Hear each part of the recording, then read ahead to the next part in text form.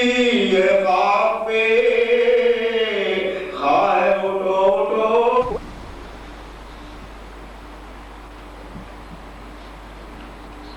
سلام اللہ العلی العظیم. اعوذ باللہ من الشیطان الرجیم. بسم اللہ الرحمن الرحیم.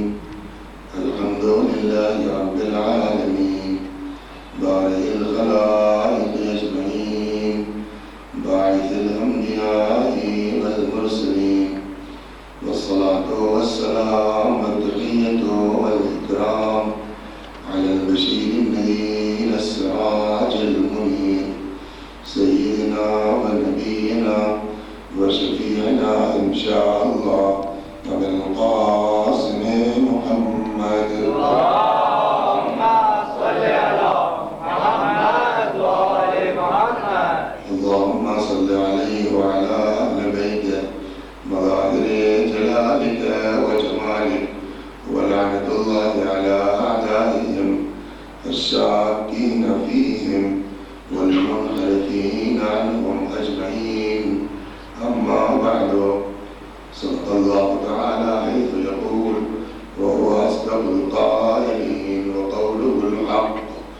أعوذ بالله من الشيطان الرجيم. بسم الله الرحمن الرحيم. ومن يبتغ غير الإسلام دينا فلن يقبل منه وهو في الآخرة من الخاسرين. اللهم صل على محمد وآل محمد.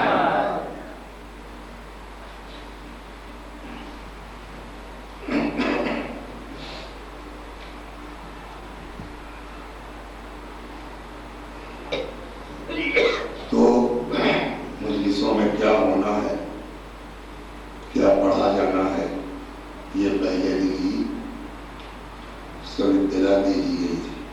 تو اب آج بات کہاں پہنچے گی؟ عورت کی حیثیت اعتراضاتی پر تو بات تھی کہ ٹھیک ہے آپ کی بات ہم مانے لیتے ہیں کہ جو بھی اسلام کے علاوہ کوئی اور دین قبول کرے گا اس سے وہ قبول نہیں کیا جائے گا اور اس کا شمار آخرت میں گھاٹا اٹھانے والوں میں ہوگا. مگر اسلام کی کچھ تعلیمات اس طرح کی ہیں کہ جو عقل میں نہیں آتی. مثلاً عورتیں گھر سے باہر نہیں نکل سکتی، عورتیں بغیر شوہر کی اجازت کے جا نہیں سکتی. اگر کوئی شخص جو ہے کوئی عورت بغیر شوہر کی اجازت کے چلی جائے، شوہر ناراض ہو تو جب تک پلٹ کے آ نہیں جائے گا تب تک اس پر فرشتے لعنت کرتے رہیں گے. قرآن کچھ کہتا ہے، حدیثیں کچھ کہتی ہیں، اس پر یہ گفتگو ہو چکی. بات آخری یہ تھی، اس لیے کہ آج آخری مجلس ہے. آخری بات یہ تھی، آج آخری بات کل تو جناب عباس کی ہوتی ہے عام طور پر، پچھلے سال کی سنت کے مطابق ایک سوال پڑھنا.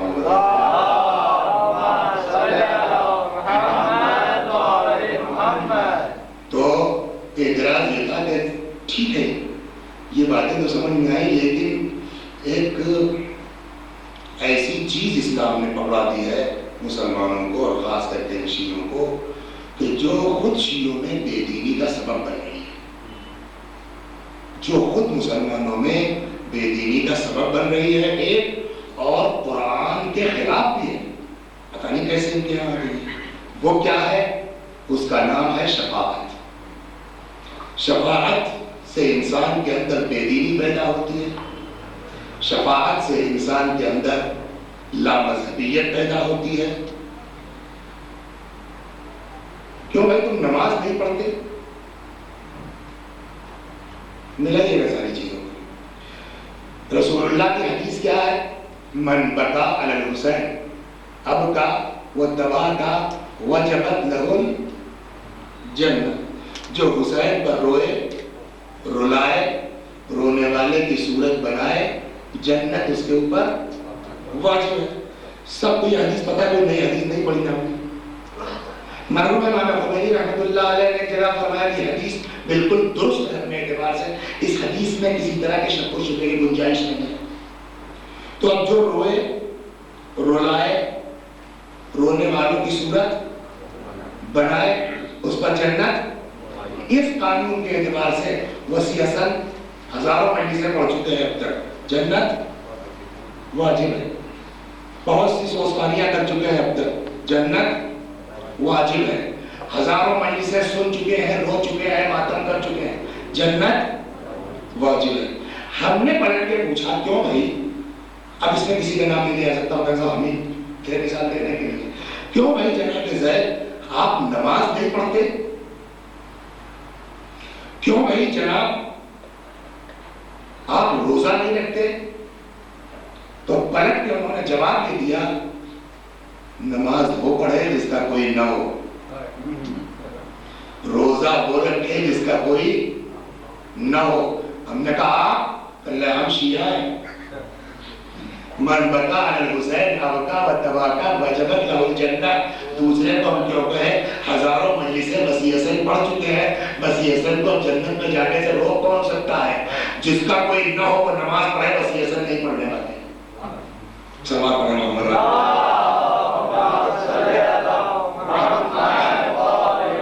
اچھا اب ٹکراؤ کے لیے کیا ہے؟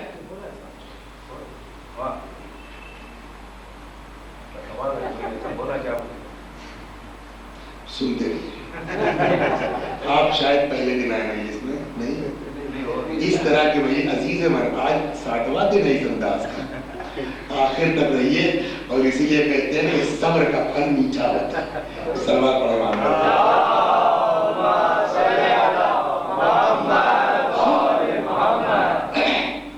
جبکہ حدیث سنا ہے آپ کو, ٹکراؤ کیسا ہے؟ حدیث کیا کہتی ہے اصول کافی میں, بے نمازی کافر ہے. ایک حدیث پہلے سن لیجیے, اس کو تباہ. بے نمازی کافر ہے. چھٹے امام نے جگہ فرمایا زنا کرنے والا کافر نہیں ہے, نماز چھوڑنے والا کافر ہے. زانی کافر نہیں ہے, بے نمازی کافر ہے. کیوں؟ اتنا بڑا جرم کر رہا ہے, زناکار ہے وہ کافر نہیں ہے, نماز نہ پڑھنے والا کافر ہے. تو امام کے مفہوم کو اپنے الفاظ میں ادا کروں. دیکھیے ہوتا کیا ہے, میں گیا کل ایک صاحب کے یہاں کھانے کے اوپر, جیسے میں پہنچا کہنے لگے بیٹا مولانا صاحب میں آداب کرو. ہم نہیں کریں گے, یہ مثال ہے, ہم نہیں کریں گے. بیٹا مولانا صاحب بیٹا سلام علیکم آپ کیجیے, ہم نہیں کریں گے. اتفاق سے اس کے بعد ان کے چھوٹے بھائی آ گئے, چچا مولانا صاحب آداب مولانا صاحب. بات کی نہ سن کے اس نے چچا کی فوراً سن لی. ایسا کیوں ہوا؟ اکثر ہوتا ہے کہیں مہمان چلے تو بیٹا ذرا سا وہاں سے کچھ رول لے آؤ مولانا کے لیے بیچارے, ایک بار کہا, 2 بار کہا, 4 بار کہا, نہیں توجہ کی. ادھر سے چچا ہے, جاؤ جی جان, چلے گئے فوراً لے کے چلے گئے. باپ کی نہیں مانی اس نے, چچا کی کیوں مان لی؟ کا 2 بجائے. ایک تو یہ باپ جو ہے 11 بجے رات کو آتا ہے جب بچہ سو چکا ہوتا ہے, صبح 6 بجے فیکٹری جاتا ہے جب تک بچہ اٹھا نہیں ہوتا ہے. اس کو پتہ ہی نہیں ہے کہ باپ کیا ہے. اس کے برخلاف کے چچا کاپی ہو تو وہ پورا کریں گے, کتاب ہو تو وہ پورا کریں گے, ٹافی ہے تو وہ پورا کریں گے, پسند کی کوئی فرمائش ہے تو وہ پورا کریں گے, اور اگر شرارت کرتا تو پیٹ بھی دیتا ہے. یعنی چونکہ وہ عطا کرتا رہتا ہے اس لیے محبت بھی ہے, کبھی کبھی ٹھوکا بھی کرتا ہے اس لیے خوف بھی ہے. تو آدمی کسی کی بات کب مانتا ہے؟ یا تو اس سے محبت ہو اس لیے بات مانی جائے گی, یا اس سے خوف ہو اس لیے بات مانی جائے گی. سلمان پڑھے گا کیا میں آدمی کسی کی بات کب مانتا ہے؟ جب یا تو محبت ہو تو اس کی بنیاد پر بات مانی جائے گی, یا خوف ہو تب بات مانی جائے گی. ایک بات. دوسری بات یہ کہ زنا کرنے میں اور نماز نہ پڑھنے میں ڈفرنس ہے. فرق کیا ہے؟ آدمی زنا کب کرتا ہے؟ جب شہوت غالب آتی ہے. شہوت جب غالب آتی ہے تو عقل معروف ہو جاتی ہے, عقل کام کرنا چھوڑ دیتی ہے. اس عمل کے نتیجے میں اس کو ایک طرح کی لذت محسوس ہوتی ہے, اس لیے وہ یہ عمل شرعی انجام دیتا ہے. نماز کو چھوڑا وہ, کیا نماز نہ پڑھنے میں کوئی لذت ملتی ہے؟ کیا نماز نہ پڑھنے میں کوئی لطف محسوس ہوتا ہے؟ ہم نے تو یہ دیکھا کہ جو عادی ہے نماز کے، اگر ان کی چھوٹ جائے تو تکلیف ہوتی ہے، پھر یہ نماز کیوں نہیں پڑھ رہا ہے؟ کا عمل کیا جاتا ہے دو ہی صورت میں، یا حکم دینے والے کی محبت دل میں ہو، یا حکم دینے والے کا خوف دل میں ہو۔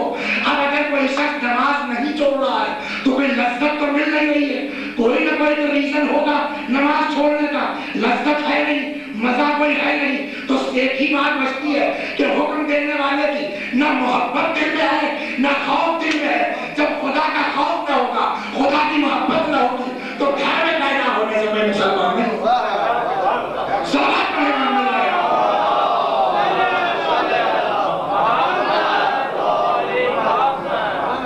مسلمان گھر میں پیدا ہونے سے کوئی مسلمان نہیں ہو جاتا، شیعہ گھر میں پیدا ہونے سے کوئی شیعہ نہیں ہو جاتا جب تک ان تعلیمات پر عمل نہ کرے۔ اب ٹکراؤ دیکھ رہے ہیں آپ، من بھٹا بھی رہا ہے اسی طرح پلٹ کے، اور یہ ہم کو حدیث سنانی پڑی صرف ان کی وجہ سے، کہیں ایسا تو نہیں ہے کہ یہ بیچارہ کچھ اور سوچ لیں۔ تو ایک طرف حدیث کیا کہتی ہے، جو حسین پر روئے رلائے، رونے والے کی صورت بنائے، اس پر جنت واجب۔ دوسری طرف حدیث کیا کہتی ہے، نماز نہ پڑھنے والا کافر۔ آپ نماز کیوں نہیں پڑھتے؟ کہ نماز وہ پڑھے جس کا کوئی نہ ہو۔ ہم ظاہر حسین ہیں، اے بابا کیوں توہین کرتے ہو ظاہر حسین کی؟ نماز وہ پڑھے جس کا کوئی نہ ہو، ہم ذاکر حسین ہیں۔ سوال پڑھا محمد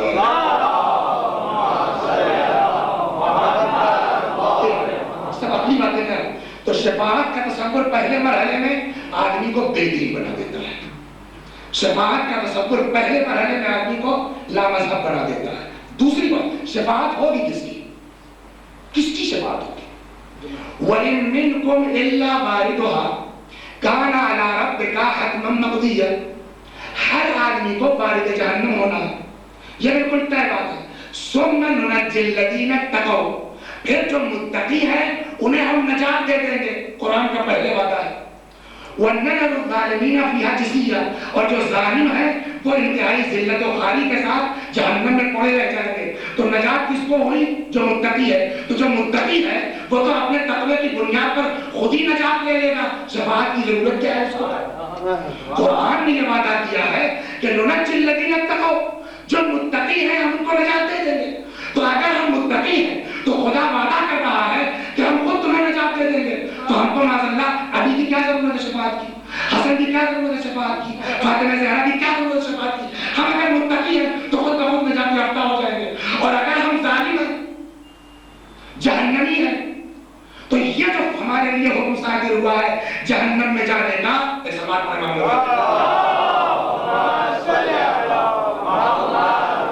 اس کی دو صورتیں ہیں۔ اللہ کے ہاتھ چوک ہو سکتی ہے، نہیں ہو سکتی؟ فیصلے میں گڑبڑ ہو سکتی ہے، نہیں ہو سکتی ہے؟ تو ریویژن کا سوال ہی پیدا نہیں ہوتا ہے کہ کیا ہوا صاحب، بس یہ سب کیا ہوا، کام تو طے ہو گیا، فیصلہ ہو گیا، جہنم میں جا رہے ہیں۔ ادھر سے امام حسین سلام اللہ علیہ فرمایا یا اللہ میرا ذاکر ذرا اس کو۔ تو یہ ریویژن جو ہے کب ہوتا ہے؟ جب فیصلے میں غلطی کا امکان ہو۔ لہذا ریویژن کا تو کوئی تصور ہی نہیں ہے۔ ریویژن نہیں ہوگا بلکہ سفارش کی جائے گی، رحم کی سفارش کی جائے گی۔ یہ کب سفارش کی جائے گی؟ جب ہم جہنم کے حقدار ہیں، ٹھیک، یہ جہنم کے حقدار ہوئے ہیں، یہ عدالت کی بنیاد پر ہے دنیا۔ جو فیصلہ قدرت کے رہا ہے وہ غلطی کا امکان نہیں ہے، جو فیصلہ ہے بربنائے عدالت ہے۔ اب اگر آگے علی اپنے بیٹے کے ذاکر ہونے کی بنیاد پر ہمیں وہاں سے نکال کے جنت تک پہنچانا چاہتے ہیں تو یہ اللہ کی عدالت میں رکاوٹ کا کام ہے کہ نہیں ہے؟ جو علی ساری زندگی میں عدل ہی پر قائم رہا ہو وہ اللہ کی عدالت میں رکاوٹ کا کام کیسے بن سکتا ہے؟ اس لیے کہ لوگ اگر علی کے دوست ہوئے ہیں تو بھی عدالت کی بنیاد پر، علی کے دشمن بھی ہوئے ہیں تو عدالت کی بنیاد پر۔ علی سے بڑا کائنات میں تو عادل ہے ہی کوئی۔ تو اگر ہم جا رہے اوپر جہنم کا حکم صادر ہو چکا ہے تو علی اللہ کے عدالت میں رکاوٹ کا کام کریں گے۔ دو چیزیں ہو گئی۔ تیسری چوتھی چیز सिफारिश होती कब है? एक सलावत पढ़े मोहम्मद।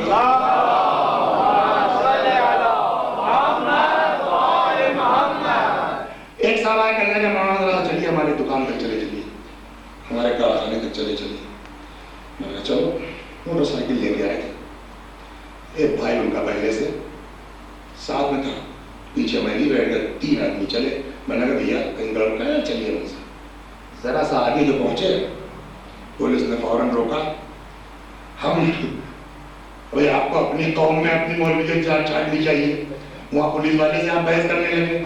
जनाब मैं मौलाना का अच्छा था बहस करना, लगा उसको अंदर कर दिया, उसको वसी हसन को अंदर कर दिया गया। जैसे ही खबर हुई अंदर हो गए मौलाना, फौरन 10 आदमी दौड़े। हमारे जनाब है हमारे मौलाना हमारे साथ है, छोड़िए साहब। एक हंगामा वाला छुपा के लिया है। पलट के पूछा जाएगा कि ये मौलाना हो चाहे जो, कानून की मुखालिफत की थी कि नहीं की थी? कब बिल्कुल की थी। कब फिर कानून की मुखालिफत करने वाले के लिए आप गए क्यों? कब मसला उनका नहीं था, मसला ये था कि अगर ये जेल में रह जाते 2 दिन तो कितनी बड़ी बदनामी बेंगलोर की होती है। साहब एक जाकिर 3 दिन तक वहाँ जेल में पड़ा रहा और बेंगलोर में एक आदमी न निकला तो जा करके उसकी सिफारिश करने का। तो अब जो आप हमारी हिमायत में गए थे वो हमारी मोहब्बत में नहीं गए थे, अपनी इज्जत बचाने के लिए गए थे। हो गई बात। एक और सलवार पढ़ना होगा।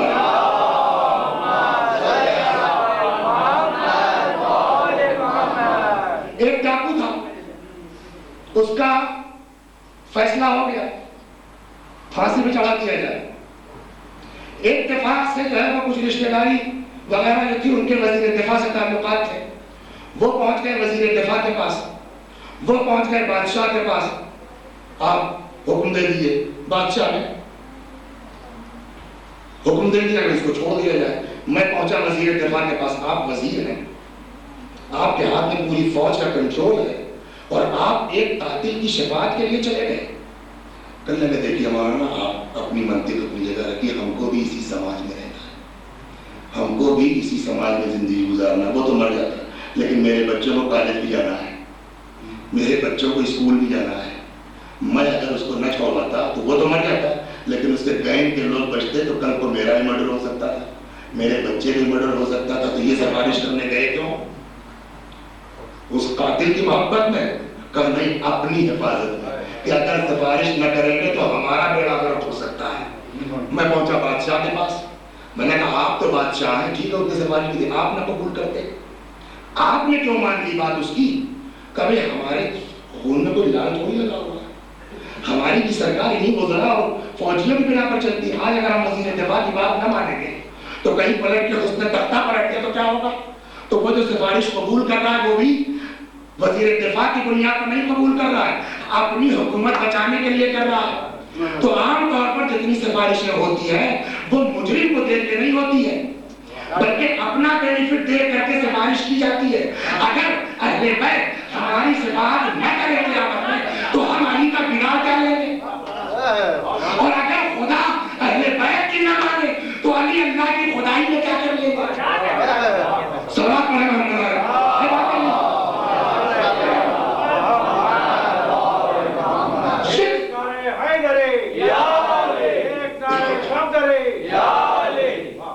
ये तो नहीं अगली बातें कुरान साफ साफ मना कर रहा। सूरह बकरा पढ़िए 47 में 48 में ऐसे ही आएगा, वत्तकू यौमन ला तजज़ी नफ्सुन अन नफ्सिन शैआ वला युक़बलु मिनहा शफ़ाअह वला युख़ज़ु मिनहा अदल वला हुम युनसरून। डरो उस दिन से क़यामत के कि ला युक़बलु मिनहा शफ़ाअह, जिस दिन किसी की शफाअत कबूल नहीं की जाएगी। तो सारी अगली दलीलें एक तरफ, कुरान का साफ साफ हुक्म मौजूद है कि उस दिन से डरो जिस दिन किसी की शफाअत कबूल नहीं की जाएगी। बेहतर यही है कि अब तक जो हमारा अकीदा था शफाअत का उससे अलग हो जाए, इसलिए कि न अक्ल इसको एक्सेप्ट करती है न कुरान इसको एक्सेप्ट करता है। एक थे इधर मत देखिए संभालना होता था, एक थे मरहूम कल्बे अब्बास साहब एडवोकेट, بہت مشہور نانی گرامی رائے بریلی کے وکیل تھے، فخر قوم کہا جاتا تھا ان کو، پریزیڈنٹ بھی تھے. وہ ایک دن صاحب بحث کرنے چلے، فوجداری کے وکیل تھے. کلبی عباس، پتہ نہیں آپ انہیں کو کہہ رہے ہیں، کلبی عباس صاحب مرحوم خدا بخشے فوجداری کے وکیل تھے، کرمنل کے. پوری رات انہوں نے بحث کی، وہ تیاری کی بحث کی. اب کورٹ میں آئے، دلیلیں دے، وہ یہ بھول گئے کہ میں مدعی کی طرف سے ہوں یا مدعا علیہ کی طرف سے ہوں. اب وہ جتنی باتیں ان کے مخالف وکیل کو کہنا چاہیے تھا، ساری باتیں یہ خود کہے جا رہے ہیں. اور پیچھے سے جو جونیئرز ہیں، سر سر سر، مطلب سر آپ الٹا بول رہے ہیں، یہ سب کو مخالف کو کہنا چاہیے تھا. ہوا کیا ہوگا؟ رات میں انہوں نے پورا سوچا ہوگا کہ سامنے والا وکیل کیا کہہ سکتا ہے، کیا کیا جو ہے وہ اعتراض کر سکتا ہے. وہ سارے اعتراضات انہوں نے سوچے ہوں گے، اس کا جواب تیار کیا ہوگا. صبح جب کچہری پہنچے تو وہ کیا کیا اعتراض کر سکتا ہے بجائے اس کے کرنے کے خود ہی کرنے لگے. اور سارے جونیئر پیچھے سے سر پلٹ گیا معاملہ، ادھر سے وکیل ہے ادھر سے وکیل، اور پورے جوش میں وہ بولتے رہے. جب بول چکے تب کسی جونیئر نے کہا سر الٹ گیا، یہ تو ساری بحث آپ نے ادھر والے وکیل ہی کر دی. اچھا پلٹے، ہاں تو میلان، ابھی دیکھیں ذہانت اس کو کہتے ہیں، میلان میرا مخالف وکیل میرے موکل کے سلسلے میں اس سے زیادہ اور کچھ نہیں کہہ سکتا. اس کے بعد انہوں نے جواب شروع کیا، یہاں شفاعت والے مسئلے بھی یہی ہے کہ اس سے زیادہ شفاعت کا منکر اور دلیلیں نہیں آ سکتا. صلوات پڑھیں محمد والے.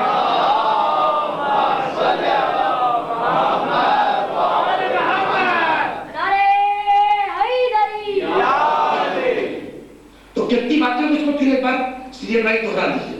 قرآن منع کرتا ہے کہ شفاعت قبول نہیں کی جائے گی، ایک بات.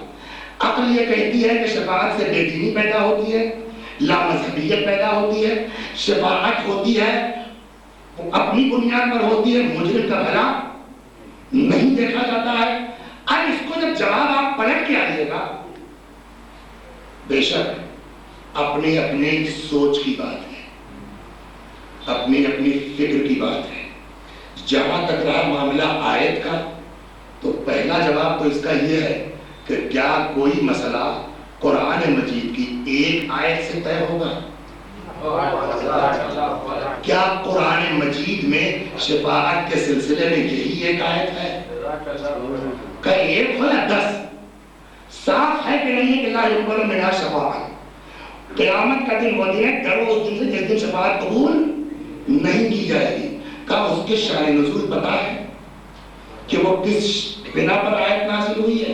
یہ جواب ہے یہود اور نصارہ کا، کہ جو گارنٹی لیتے تھے کہ ہم کل کو میدان قیامت میں تمہارے کام آئیں گے. یہ ان کا جواب ہے. کیا تمہیں اس میں سارے لوگ ہیں جن کو آیت الکرسی یاد ہے، وہ آیت بھول گئے جہاں خدا فرماتا ہے من ذا الذی یشفع عندہ الا باذنہ، کون ہے جو قیامت میں اللہ کی اجازت کے بغیر شفاعت کر سکے؟ اس کا مطلب یہ ہے شفاعت ہوگی مگر اجازت ادھر سے ہوگی. اب دونوں آیتوں کو یکجا بھی کیا جا سکتا ہے کہ جو تم دعوے دار ہو تم کو حق شفاعت نہیں ہے، خدا جسے اجازت دے گا اس کو حق شفاعت ہے. سلام پڑھیں محمد والے.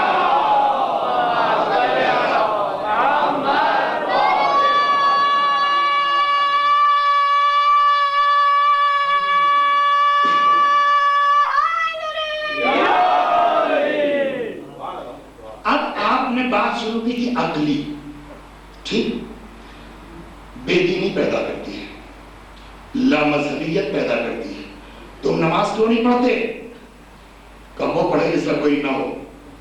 ہمارے مولا موجود ہیں، جناب فاطمہ زہرا نے ہماری شفاعت اپنی مہر میں مانگی ہے. کل پرسوں کا پڑھا تھا ہم نے، جس کا کوئی نہ ہو. میں نے کہا یہ اپنی اپنی سوچ ہے. شفاعت کا تصور ہی دینداری پیدا کرتا ہے. شفاعت کا تصور ہی انسان کے اندر مذہبی جذبہ پیدا کرتا ہے. کب وہ کیسے؟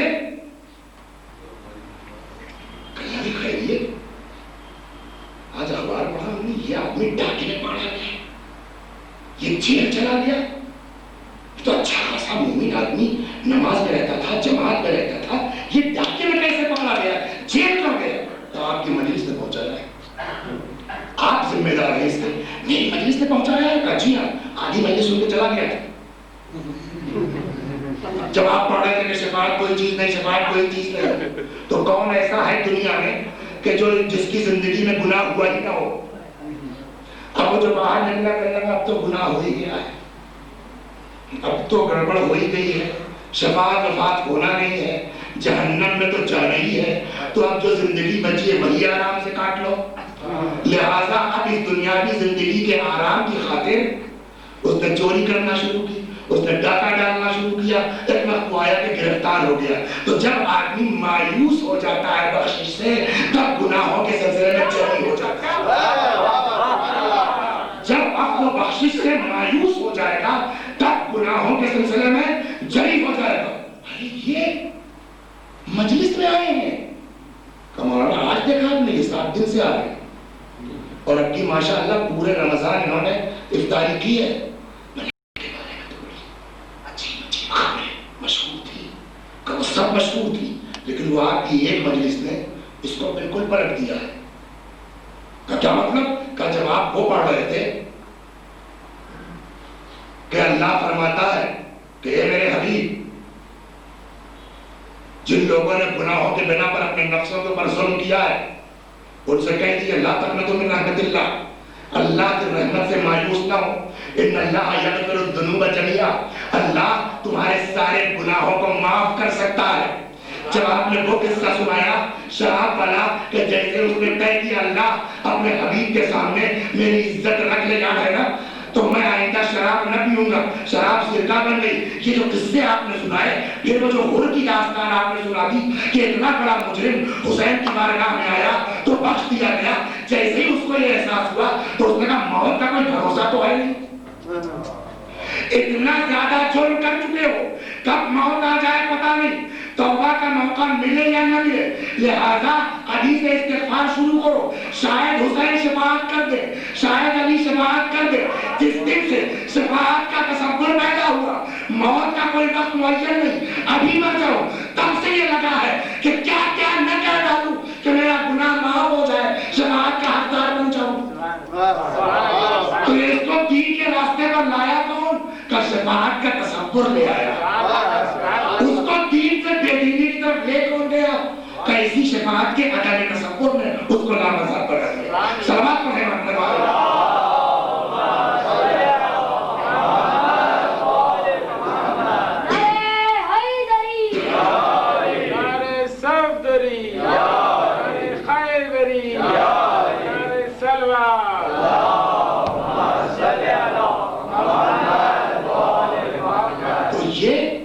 اپنی فکر ہے، اپنی اپنی سوچ ہے. سوچ میں فرق پیدا کر لو کہ فلاں تو اس ٹائپ کا، فلاں کوئی کسی ٹائپ کا نہیں ہے. ہماری فکر ٹیڑھی ہو گئی ہے. ہم جیسا چشمہ لگائیں گے ویسا ہی آدمی دکھائی دے گا. فریم اگر لال ہے تو لال نظر آئے گا، کالا ہے تو کالا نظر آئے گا. آدمی خراب نہیں ہوا، ہماری سوچ خراب ہو گئی ہے. دوسروں پر اعتراض کرنے کے پہلے ہم کو اپنی فکر کی اصلاح کرنی چاہیے. صلوات پڑھیں محمد والے. اور جس دن ہر آدمی اپنے طے کر لے گا کہ مجھے صحیح ہو جانا ہے، دوسرے کی طرف دیکھے گا نہیں، اپنے کو دیکھے. ہر آدمی یہ طے کر لے کہ میری کیا ذمہ داری ہے. معاشرہ خود بخود ترقی کر جائے کہ نہیں کر جائے گا؟ معاشرہ خود بخود صحیح ہو جائے گا نہیں ہو جائے گا؟ تو ہماری ذمہ داری اپنی سوچ، اپنی فکر تبدیل کرنے کی. ذرا سی فکر تبدیل ہوئی، شفاعت دینداری کا سبب بنی نہیں بنی. جس شفاعت کو آپ بے دینی کا باعث بتا رہے تھے، آپ کی ذرا سی فکر جو تبدیل ہوئی تو وہی شفاعت. ایک بات. دوسری بات یہ کہ شفاعت کی ڈیفینیشن کیا ہے؟ صلوات پڑھیں محمد والے.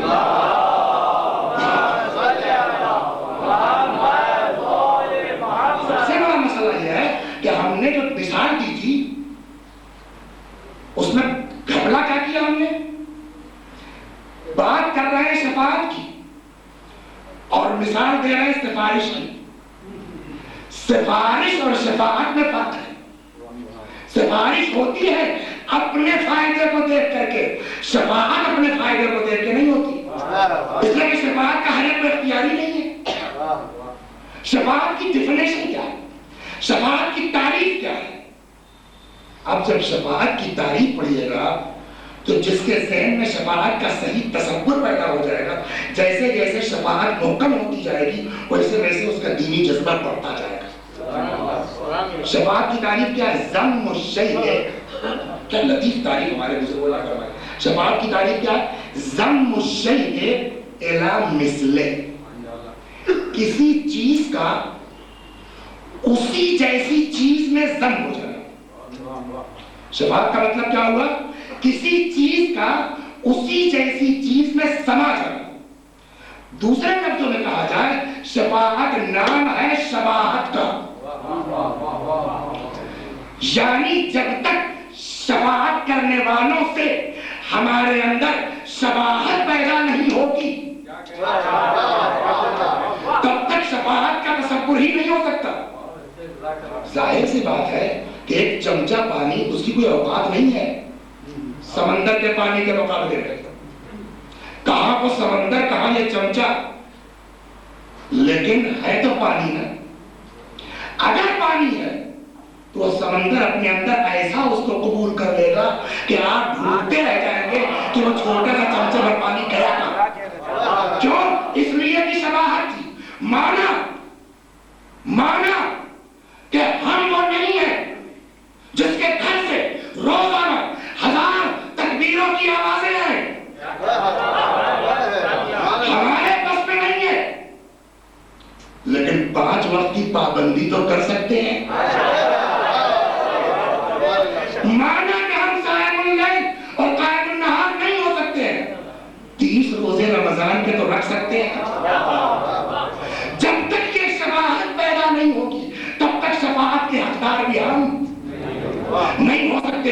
جس دن انسان کو یہ احساس ہوا کہ شفاعت کی بنیاد شباہت کے اوپر ہے تو کوشش شروع کرے گا.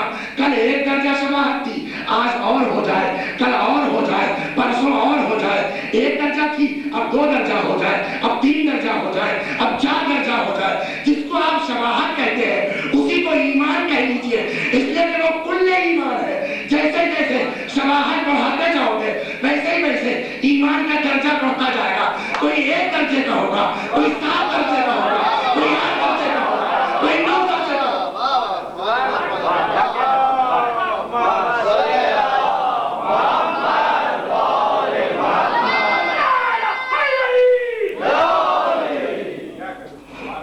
تو گڑبڑ ہمارے اندر کہاں سے آئی کہ ہم نے اپنی عقل سے فیصلہ کیا. شفاعت کا ہم کو مفہوم ہی نہیں معلوم تھا. شفاعت نام ہے شباہت کا. جب تک جو شفاعت کرنے والے ہیں ان کی شبیہ بننے کی کوشش نہ کریں گے. اب سمجھ میں آئی ہے وہ روایتیں جہاں امام فرماتے ہیں کہ ہم تارک الصلاۃ کی شفاعت نہیں کر سکتے.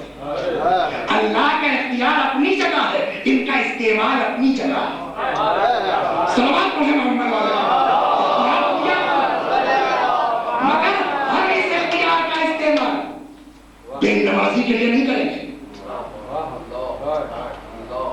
تو باتیں ہو گئی. تیسرا سب سے بڑا مسئلہ جو تھا وہ کیا تھا؟ عدل. شفاعت جو سب سے بڑی رکاوٹ بن رہا ہے رکائے پر، عدل الہی پر. جو بھی جہنم میں گھرا ہے فیصلے کی بنیاد پر گیا یا آٹھ بندر کے چلا گیا؟ فیصلے کی بنیاد پر. اب جو فیصلہ ہوا وہ حق ہوا یا ناحق ہوا؟ بربنائے عدالت ہوا یا نہیں ہوا ہے؟ وَمَنْ يَعْمَلْ مِثْقَالَ ذَرَّةٍ خَيْرًا يَرَهُ وَمَنْ يَعْمَلْ مِثْقَالَ ذَرَّةٍ شَرًّا يَرَهُ. ذرہ برابر بھی عمل ادھر ادھر نہیں ہوگا، بالکل ناپ توڑ کر کے حق اور عدالت کی بنیاد پر آدمی جہنم میں جائے گا. اب اگر شفاعت کرتے ہیں مولا کائنات تو یہ شفاعت نہیں ہے بلکہ اللہ کی عدالت میں رکاوٹ ہے، جس کو ہمارے جو ہے وہ زبان میں کہا جائے صوبے کی، اللہ کی عدالت میں ہستکشیپ کہلائے گا. ہاں جیتے رہے علی کچھ بھی کر سکتے ہیں، خدا کی عدالت کے لیے رکاوٹ نہیں بن سکتے. اس کا جواب ذرا سخت ہے، اور یہاں آ کر کے کہا نہیں اس کا بھی جواب سخت نہیں ہے. اللہ کے صفات میں صرف ایک صفت عدالت ہی ہے.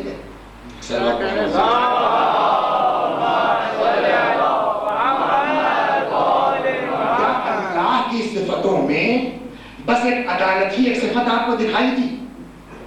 روز پڑھتے ہیں بسم اللہ الرحمن الرحیم، یہ رحمان کیا چیز ہے؟ یہ رحیم کیا چیز ہے؟ یہ غفور کیا چیز ہے؟ کم اگر پھر بھی عدالت تو عدالت ہے. ہم نے کہا ٹھیک ہے، مگر یہ ایک صاحب تھے، محرم آیا، میچ ہونے لگا. صلوات پڑھیے.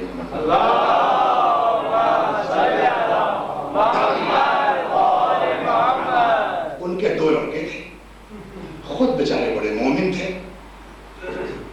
لا مناقشۃ فی المثال، مثال میں جھوٹ اور سچ کی بات نہیں ہوتی، مثال دی جاتی ہے بات کو ذہن میں اتارنے کے لیے. اور بس دو بیٹے تھے، خود بڑے مومن متقی پرہیزگار. امام حسین کا نام لیجئے تو آنکھوں سے آنسو جاری.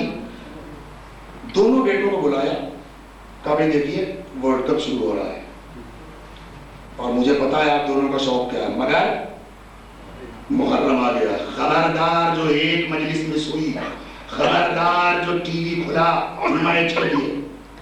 جی بابا ٹھیک، چلے گئے. ایک بیچارہ شریف تھا، اس نے باپ کی سن لی اور ہر مجلس میں نظر آ رہا ہے. یہ کیا ہے؟ پاپا نے کہا ہوتا نہیں ہوتا ہے اس طرح کے لڑکے ایک آدھ ہر گھر میں مل جائے. بوڑھے ہو گئے، شام کو بگڑ گئے. شرم نہیں آئی تم کو؟ میں نے تم کو لاکھ سمجھایا تھا کل، سمجھے نہیں تم؟ اب جی کل سے نہیں جائیں گے. خبردار ہوگا کل گئے تم نے پھر میچ دیکھا؟ جی ہم نہیں جائیں گے. پھر جو صبح آئی تو پھر وہ بیچارہ شریف والا چلا گیا. اور یہ پھر بھیا رات تو وعدہ کے، میں چلو یار آدھا وعدہ جو ہے وہ بائزی پکا کرتے ہیں. پھر آئے صاحب، پھر تم نے کہا کی یاد رکھو اگر تم نے کل حکومت اولی کی تو میں گھر سے نکال دوں گا تم کو. سمجھ آئی بات؟ جی کل نہیں جائیں گے. پھر تیسرا دن آیا، پھر آپ روانہ ہو کر کہا بھیا آج نکالنے کا کہا ہے اور دیکھے نکالنے کی بات ہے، یہ تو ہوتا رہتا ہے. تو چلے گئے. اب شام کو باپ آیا، عدالت کیا کہتی ہے؟ عدالت کیا کہتی ہے؟ نکالو گھر سے. اگر نہیں نکالا تو جو 3 دن سے آپ کی اطاعت کر رہا ہے اس پر ظلم ہوگا. یہ تو نہیں دیکھتے کہ کیا بیوقوف تھا 3 دن آپ کی بات سن کے جا رہا ہے؟ تو اس کو نہ نکالنے کا مطلب صرف اسی کی بات نہیں ہے، جو گیا ہے اس کو نہیں تکلیف ہوگی. ہم سے اچھا یہی ہے چاٹ سے میچ بھی دیکھا اور پھر شام کو بریانی مل رہی ان کو، کوئی سزا ہی نہیں ان کی. تو عدالت کیا کہتی ہے؟ اگر یہ نہ نکالے تو دوسرے بیٹے کو باپ پر اعتراض کا حق ہے کہ نہیں؟ ظلم کیا ہے، دوسرے معنی میں کہیے ظلم کیا ہے کہ نہیں کیا؟ تو عدالت کیا کہتی ہے؟ نکال دینا چاہیے. نکال دیا گیا. یہ ہوا کب تھا؟ بنگلور میں تو موسم نارمل رہتا ہے، آپ ذرا فیض آباد کا تصور کر لیجئے، ہمارے لکھنؤ کا، کشمیر کا تصور کر لیجئے. آپ نکالا کب؟ دسمبر میں. نہ نکالتا تو ظالم تھے. عدالت کا تقاضا تھا کہ نکال دو، نکال دیا گیا. نکالنے کا تو نکال دیا گیا. تھوڑی دیر کے بعد آئے، اے جی سنو کمبل امبل لے کے گیا ہے. آپ بھی ایسے ہی ایک بار نکالتے ہیں اور اس کے بعد پھر آ کے پوچھ رہے کمبل امبل لے کے گیا ہے. یہ کیا طریقہ ہے؟ بیوی نے اچھی تم سمجھتی نہیں ہو، نہ نکالتا تو اس کو تکلیف ہوتی کہ نہ ہوتی؟ تو نکالا ہے، یہ عدالت کا تقاضا ہے. اور آپ سے یہ پوچھ رہے کمبل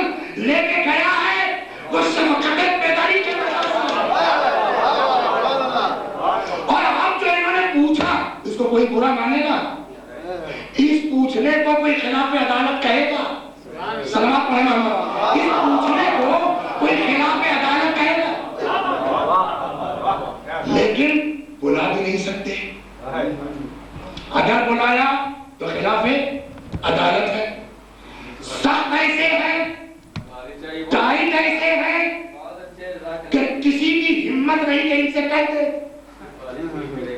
अब एक भाई ऐसा था जो अपने इस भाई के मिजाज को जानता था कि जितना बड़ा ये आदमी जो है वो इंसाफ वाला है, उतना ही नरमदिल भी है। क्या बात है। जितना जबरदस्त इंसाफ इसके अंदर है, उतनी ही जबरदस्त नरमदिली भी इसके अंदर पाई जाती है। आप वो मतलब मंशा समझ कहे या ना कहे, लेकिन मंशा जानते थे चूंकि, और कोई नहीं आया जिसको मंशा नहीं मालूम, हिम्मत ही नहीं करे कोई आगे की जो मंशा नहीं जानता। लेकिन ये भाई चूंकि हमेशा साथ साथ रहा है, इसलिए इसको मंशा मालूम है। अरे भाईजान क्या है? अरे खैर छोड़िए, अब तो बेहूदगी करी थी उसने, नालायकी करी थी, मगर अगर 2 घंटा ऐसे कम वक्त देगा तो मर जाएगा। हाँ भाई सोच तो हम भी रहे, क्या बताएंगे, काम ही ऐसा किया कम वक्त में, बताइए अब उसने इताअत की है तो क्या करूं मैं? कहा वो ठीक है, ये तो आपने अपने आप कर दिया, आपने अपना फर्ज निभा दिया। ये बताइए, मैं भाई हूं आपका, मैंने कभी आपकी मुखालिफत की? मैंने कभी आपके हुक्म तोड़ी की? तब मैं यही कि तुम्हारे ऊपर फख्र है मुझको, और आपसे बढ़ करके तो दुनिया मेरे लिए, तो मेरी इताअत का वास्ता है।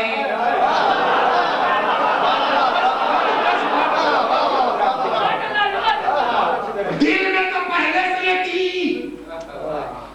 कि कोई आके कहता और कबूल कर लेते। इधर भाई ने कहा अच्छा तुम कहते हो तो ले आओ, बेशक खुदा आदिल है, लेकिन आदिल खुदा के साथ खुदा के पास फजल भी है। अदालत का तकाजा था जाए सब जहन्नम में, लेकिन अब जहन्नम में जाने के बाद कुछ आशिकाने अली भी आए, कुछ साकिरीन हुसैन भी है, कुछ मेरे हुसैन के मातम करने वाले भी हैं। चूंकि गुनाह किया था, जुर्म किया था, अदालत का तकाजा ये है कि जहन्नम में जाए। आदिल कहता है जहन्नम में जाए, हुसैन की कुर्बत कहती है कि इसके आशिकों को निकाला जाए। लेकिन हिम्मत किसी में नहीं है जो शफाअत कर सके सिवाय उसके जो उसकी मर्जी जानता है।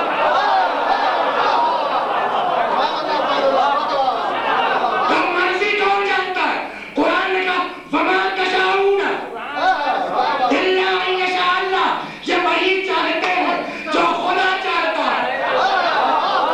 चूंकि ये मर्जी जानते हैं, पालने वाले हमारे शिया, पालने वाले हमारे चाहने वाले, हमने कभी तेरी नाफरमानी की है,